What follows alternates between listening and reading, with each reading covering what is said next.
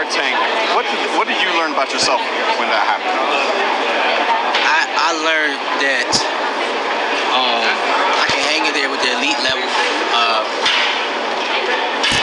I feel like I can take a punch because he caught me with, well, I remember he caught me with 2 good shots. He caught me with 1 good hook, and he caught me 1 good straight.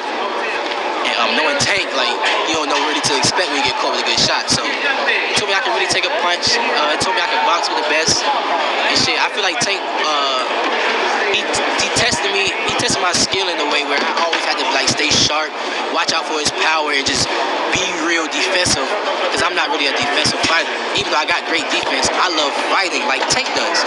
So he had me fighting a style that I don't usually fight, and I feel like I got better at it. I capitalized it. And I learned a lot from sparring Tank, man. Shouts out to Tank.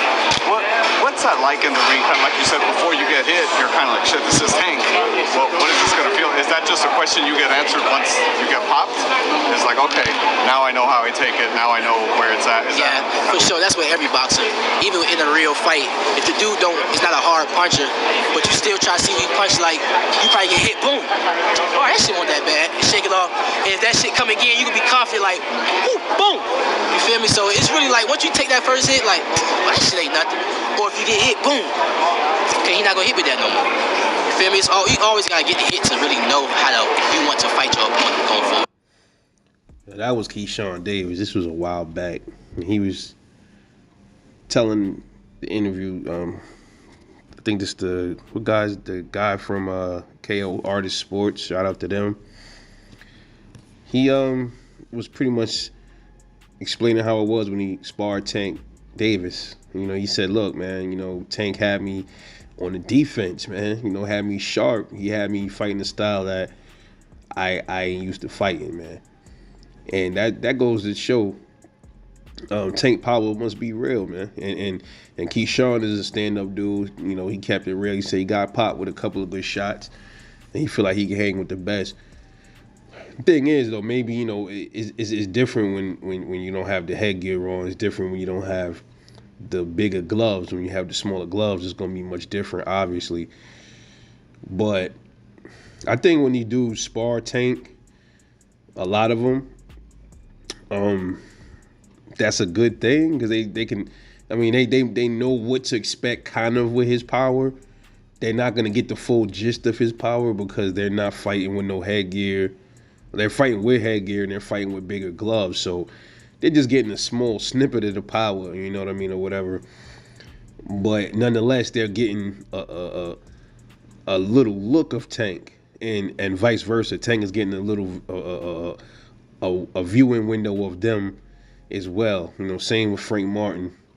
I think the difference is, though, like Frank Martin sparred Tank, but the thing is the difference between Frank Martin, Keyshawn Davis, Devin Haney, Shakur Stevenson, all of those dudes were boxing since they were kids.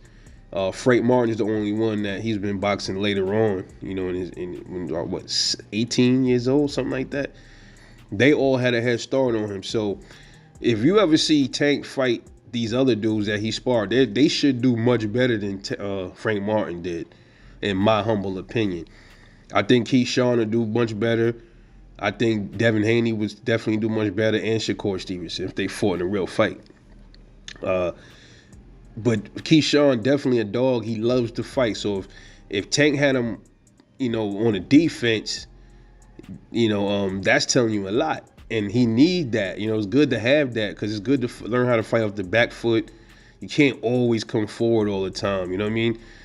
It's good to have different facets to your game. You know, I guess he needed that, and I want to see it.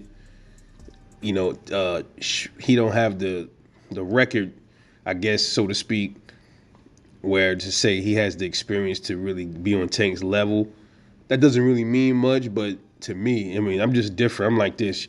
Y'all dudes is all pros. Let's get it, you know?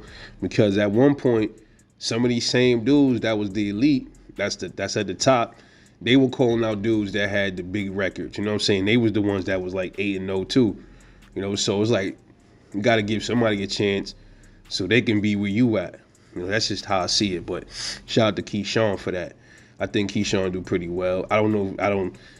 You know, I can't say he beats Tank. I have to see some more from Keyshawn Davis as he progresses. But listen, anything's possible. We don't know.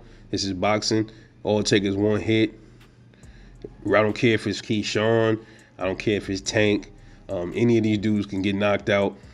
None of them are indestructible. They're not robots. It's just a matter of time. That's just the way I look at it, man. But we shall see, man. Shout out to Keyshawn for that, though. This is Rebel Life Boxing, man. Let me know what you think.